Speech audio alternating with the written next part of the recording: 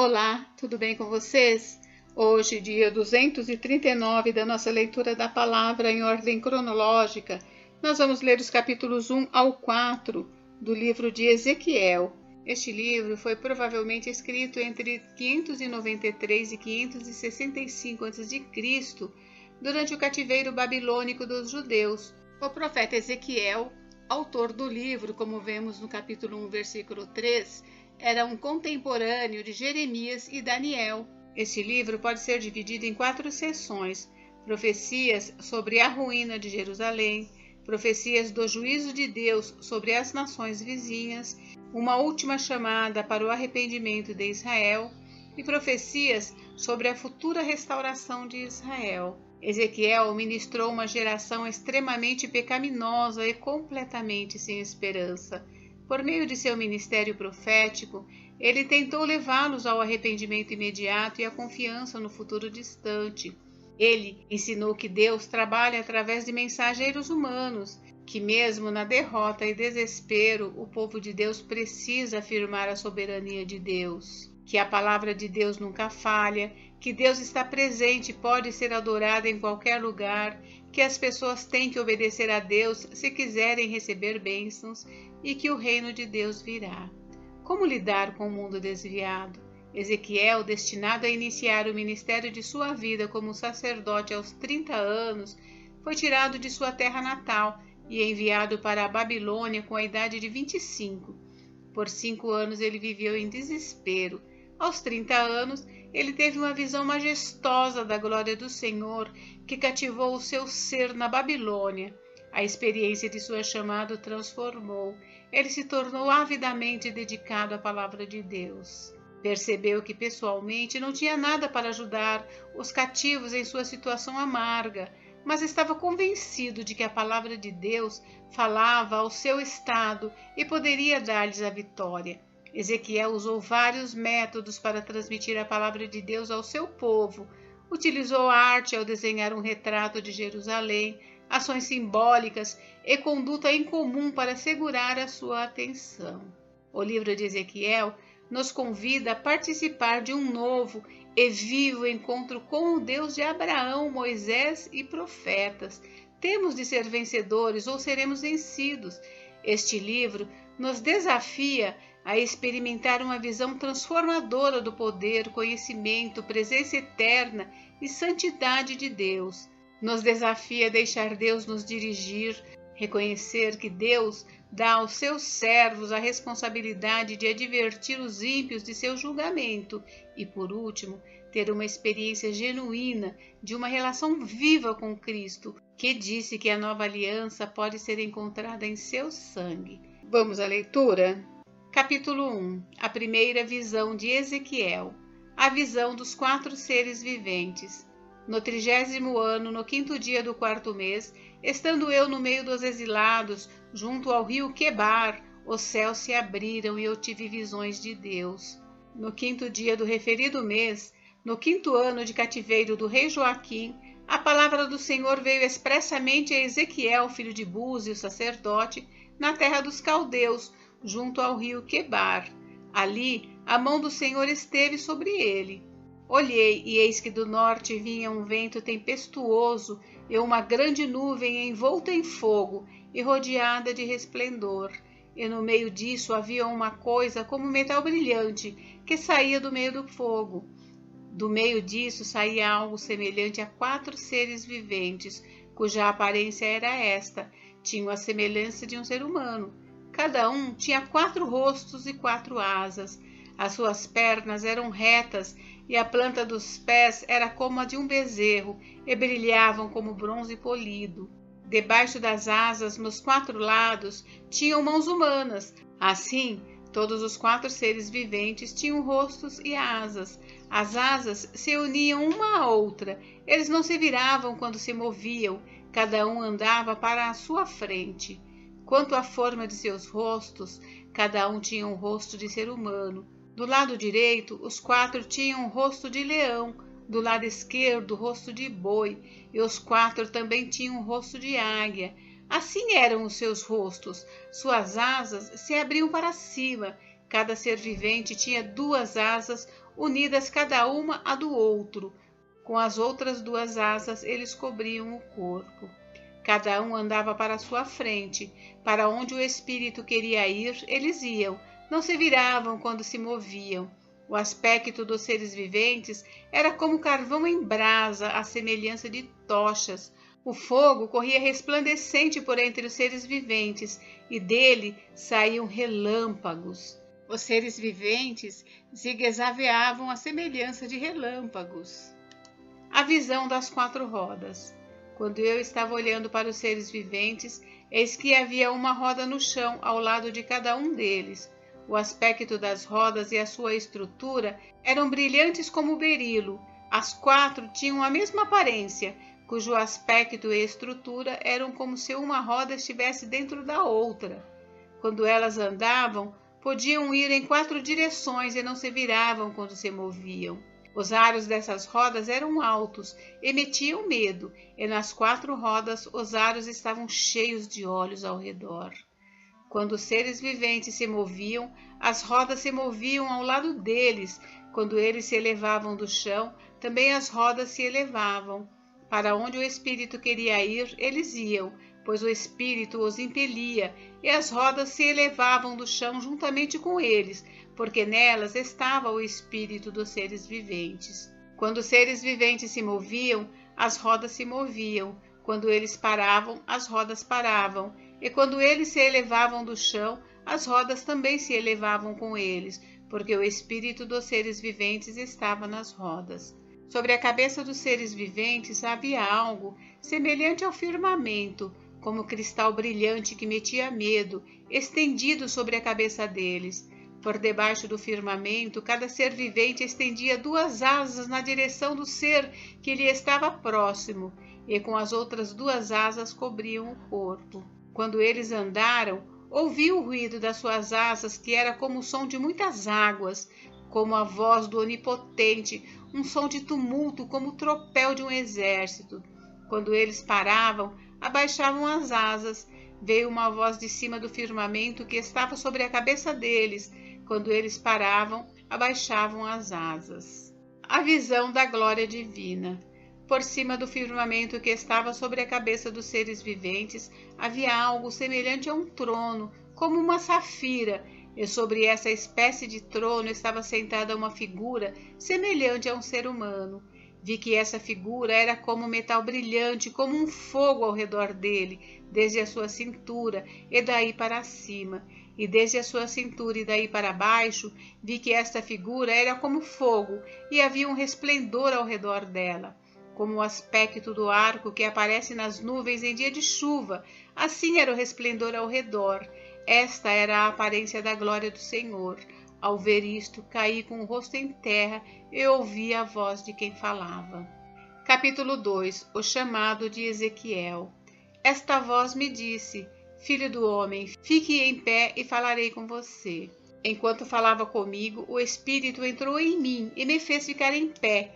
Eu ouvi aquele que falava comigo. Ele me disse: Filho do homem, eu vou enviá-lo aos filhos de Israel, às nações rebeldes que se rebelaram contra mim. Eles e os pais deles se revoltaram contra mim até precisamente o dia de hoje. Os filhos têm a mente fechada e o coração endurecido.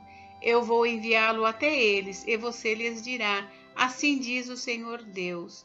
Eles, quer ouçam, quer deixem de ouvir, porque são casa rebelde, saberão que um profeta esteve no meio deles.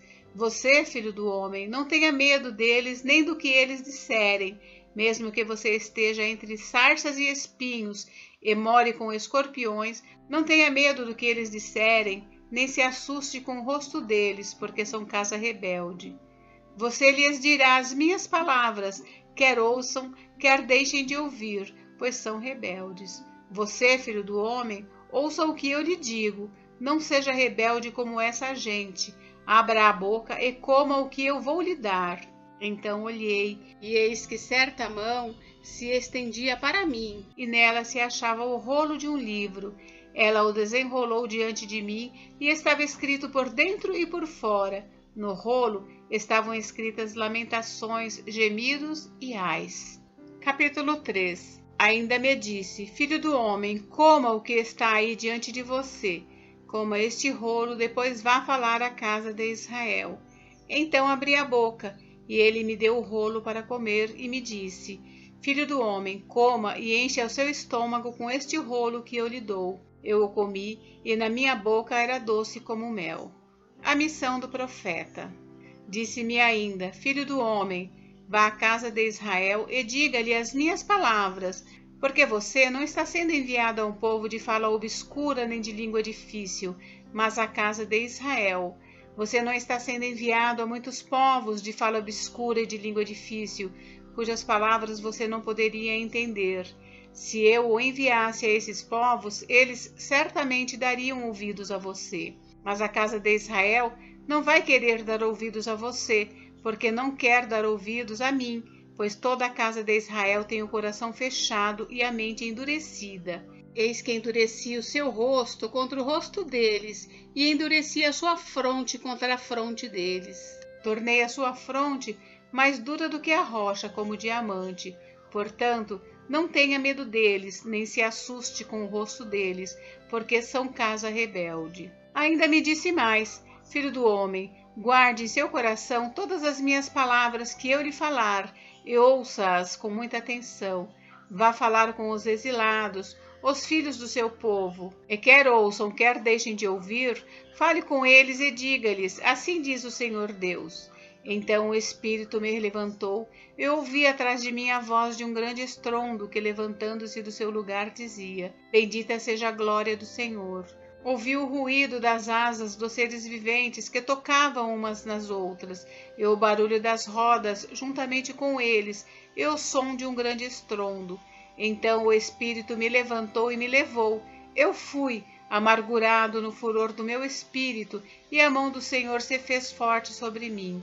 Então fui até o Abibe, aos exilados que habitavam junto ao rio Quebar, e durante 7 dias assentei-me ali, perplexo no meio deles. O atalaia de Israel. Depois dos 7 dias, a palavra do Senhor veio a mim, dizendo: Filho do homem, eu o coloquei como atalaia sobre a casa de Israel. Você ouvirá a palavra da minha boca, e lhes dará aviso da minha parte.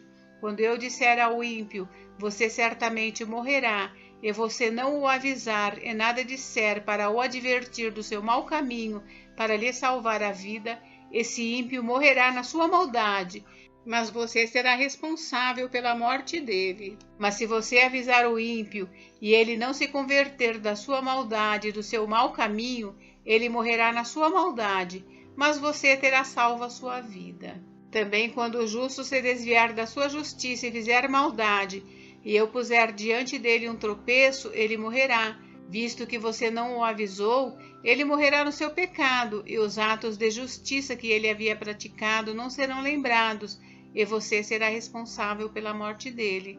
No entanto, se você avisar o justo para que não peque e ele não pecar, certamente viverá, porque foi avisado, e você terá salvo a sua vida. A mão do Senhor veio sobre mim, e ele me disse: Levante-se e vá para o vale onde falarei com você.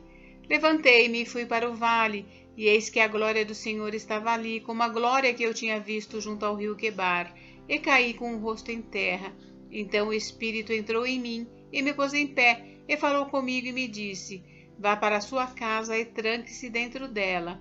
Quanto a você, filho do homem, eis que porão cordas sobre você e irão amarrá-lo com elas, e você não poderá sair para o meio do povo. Farei com que a sua língua se apegue ao céu da boca, e você ficará mudo e incapaz de os repreender, porque são casa rebelde. Mas quando eu falar com você, eu lhe devolverei a fala, e você lhes dirá: Assim diz o Senhor Deus. Quem ouvir, que ouça, e quem deixar de ouvir, que fique sem ouvir, porque são casa rebelde. Capítulo 4. O cerco simbólico de Jerusalém. Filho do homem, pegue um tijolo, ponha-o diante de você e faça nele um desenho da cidade de Jerusalém. Nesse desenho, a cidade deverá estar sitiada com rampas e torres de ataque, acampamentos e arietes em volta dela. Pegue também uma assadeira de ferro e coloque-a como muro de ferro entre você e a cidade. Volte o seu rosto para a cidade Ela será sitiada e você a sitiará. Isso servirá de sinal para a casa de Israel. Deite-se também sobre o seu lado esquerdo e ponha sobre ele a maldade da casa de Israel. Conforme o número dos dias que se deitar sobre o seu lado esquerdo, você levará sobre si a maldade da casa de Israel. Porque determinei que cada ano da sua maldade corresponda a um dia, num total de 390 dias, e você levará sobre si a maldade da casa de Israel. Quando você tiver cumprido esses dias, deite-se sobre o seu lado direito, e você levará sobre si a maldade da casa de Judá durante 40 dias, um dia para cada ano. Volte o seu rosto para o cerco de Jerusalém e com o braço descoberto profetize contra ela. Eis que vou amarrá-lo com cordas, e assim você não poderá se virar de um lado para o outro até que você tenha cumprido os dias do seu cerco. Pegue trigo, cevada, favas, lentilha, aveia e centeio, coloque-os numa vasilha e com eles faça pão para você. Durante os dias em que você se deitar sobre o seu lado, 390 dias, você comerá desse pão. A sua comida será por peso, 240 gramas que você comerá de tempos em tempos. Também a água que você beber será medida, meio litro por dia para beber de tempos em tempos. O que você comer será como bolo de cevada, assado sobre esterco humano à vista do povo. E o Senhor disse ainda: assim, os filhos de Israel comerão a sua comida impura entre as nações para onde os expulsarei. Então eu disse: Senhor Deus, eis que eu nunca me contaminei, pois desde a minha mocidade até agora nunca comi carne de animal que morreu por si ou que foi dilacerado por feras. Em minha boca jamais entrou qualquer carne abominável. Então ele me disse: pois bem, vou deixar que você use esterco de vaca em lugar de esterco humano. Asse o seu pão em cima dele. Disse mais: filho do homem, eis que eu cortarei o suprimento de pão em Jerusalém. Comerão o pão por peso e com ansiedade. Beberão a água por medida e com espanto, visto que lhes faltará o pão e a água. Ficarão espantados uns com os outros e se consumirão nas suas maldades. Gente, encerramos por hoje, mas amanhã tem mais. Fiquem com Deus, Deus abençoe vocês. Até amanhã.